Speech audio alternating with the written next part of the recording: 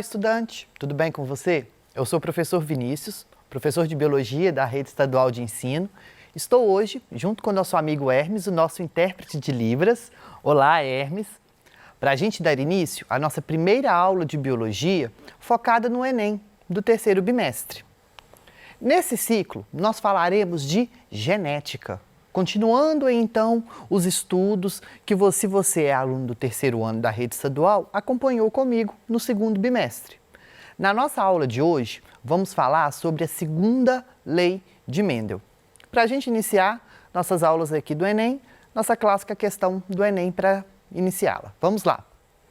Com base nos experimentos de plantas de Mendel, foram estabelecidos 3 princípios básicos que são conhecidos como leis da uniformidade, segregação e distribuição independente.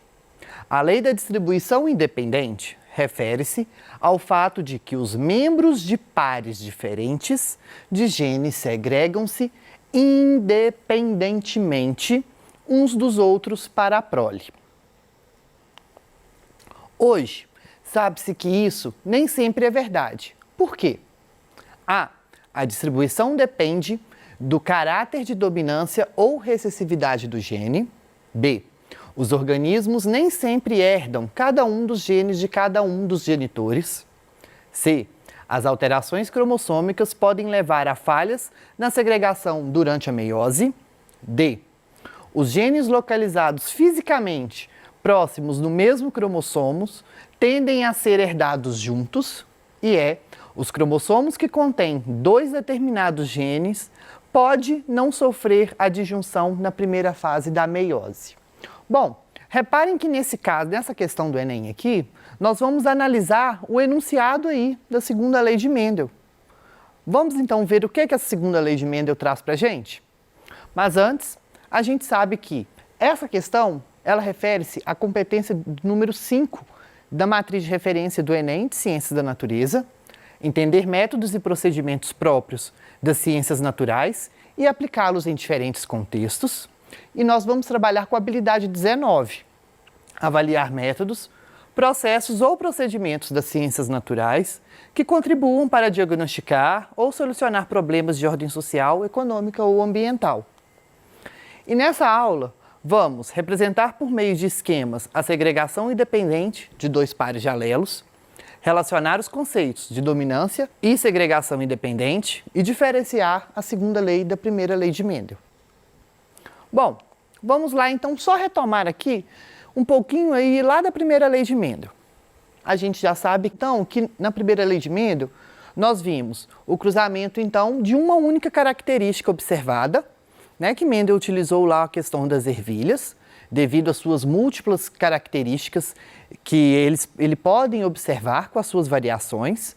E com isso, então, se eu pego na minha geração parental, ou seja, se eu pego os meus pais e tenho lá, são seres homozigotos, ou seja, de linhagem pura, eu tenho lá no caso ervilhas verde e ervilhas amarelas. Então, nesse caso, estou aqui analisando a cor da semente.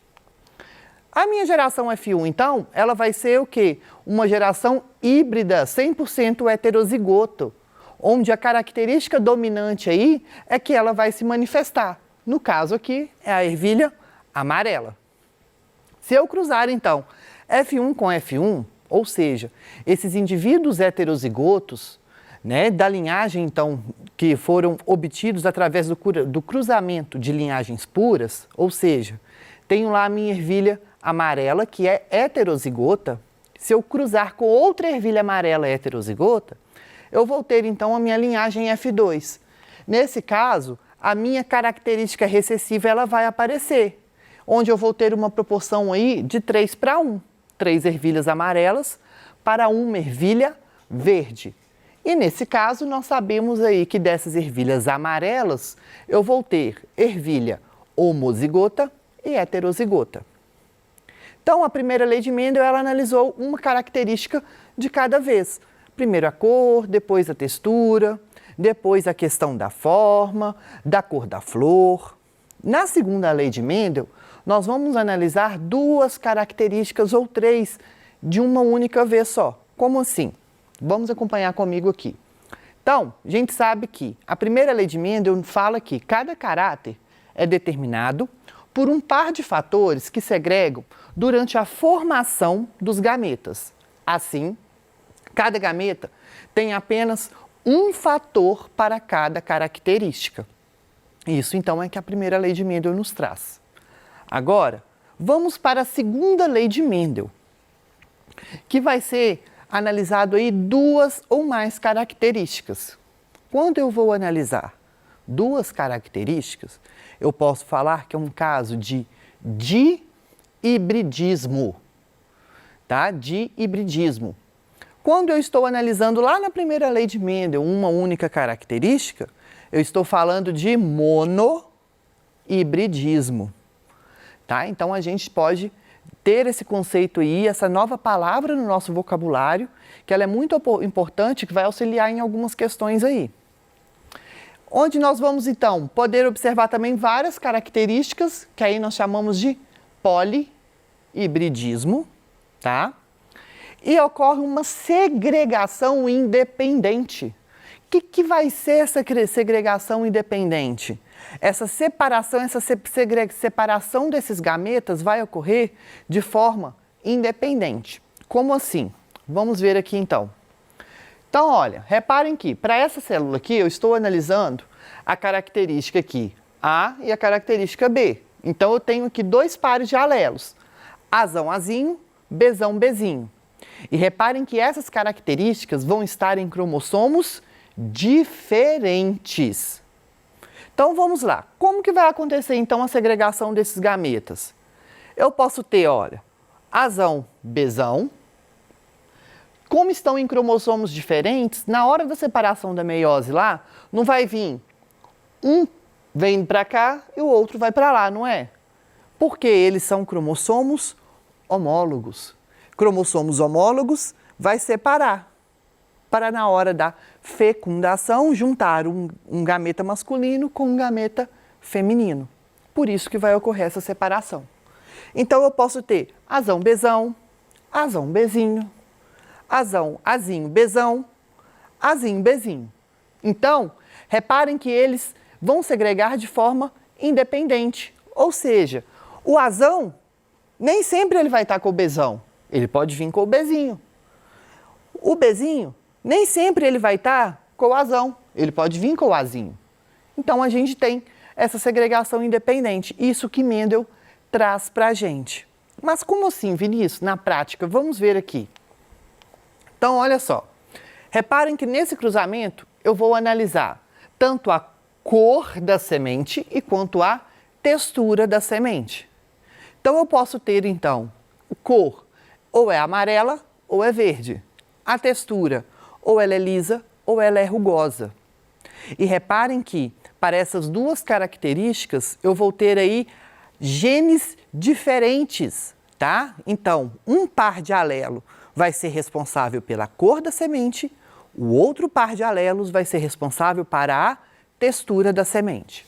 Então, vamos lá. Se eu cruzar, então, uma amarela lisa com uma verde rugosa, eu vou ter a seguinte proporção, o seguinte resultado. Lembrando que na geração parental são seres homozigotos, linhagem pura. F1 100% vai ser o quê? Amarela lisa. Nesse caso, então, a gente já sabe que a característica amarelo para a cor da semente e a característica lisa para a textura da semente vão ser o quê? Características dominantes. Por que nós já vamos saber isso de cara? Porque nós vimos lá na primeira lei de Mendel, todos esses estudos e todas essas análises, nós analisamos aí cada caso, então a gente já tem um conhecimento prévio. Se eu cruzar então F1 com F1, vou ter aqui F2, que vai ser, olha só a diferença, amarela lisa, verde lisa, amarela rugosa e verde rugosa. Vinícius, mas como assim? Eu tive então amarela rugosa, verde lisa? Sim, isso mostra que esses gametas, esses alelos vão segregar de maneira o quê? Independente. E que uma característica não vai interferir na outra, tá? Agora vamos aqui falar dos em tratar de letras isso. Como que vai ficar? O que é que Mendel, então, concluiu nisso? Que os fatores, no caso, então, os alelos, para duas ou mais características, se distribuem independentemente durante a formação dos gametas. E eles vão se combinar ao acaso. Então, essa combinação que vai acontecer aí dos gametas vai ser ao acaso. Ou seja, é a mesma probabilidade que nós vamos ter. Como assim, Vinícius? Olha só, interpretando aqui, vamos fazer o cruzamento de F1 com F1. Sabemos que a ervilha, cruzamos ervilha verde, verde rugosa e amarela lisa, todas duas de linhagem pura, tá? Todas duas homozigotas. Deu no resultado F1, ervilhas 100% amarelas, lisa. Então, nós temos aqui, olha, Vzão Vzinho para cor da semente. Nós sabemos, então, que Vzão vai ser o gene, né, a letra I, que vai ser responsável, que vamos identificar para a cor da semente. Vzão, cor amarela. Vzinho, cor lisa. Cor verde. E a textura Rzão, Rzinho. Rzão para a textura lisa, Rzinho para a textura rugosa. Então, cruzamos Vzão, Vzinho, Rzão, Rzinho, com Vzão, Vzinho, Rzão, Rzinho. Na hora de separar os gametas, eu posso ter Vzão, Rzão, Vzão, Rzinho, Vzinho, Rzão, Vzinho, Rzinho. São essas combinações de gametas que eu posso ter. Feito isso, eu faço o cruzamento. Vamos lá. Vzão, Rzinho com Vzão, Rzão. Vzão, Vzinho, Rzão, Rzinho. Vzão, Rzinho com Vzão, Rzão. Vzão, Vzinho, Rzão, Rzão. Então, em vez de eu ter aqui 4 possibilidades, igual Mendel nos trouxe lá na primeira lei de Mendel, que a gente é acostumado, na segunda lei de Mendel, quando nós estamos analisando aí 2 características, nós vamos ter um total aqui de 16 possibilidades.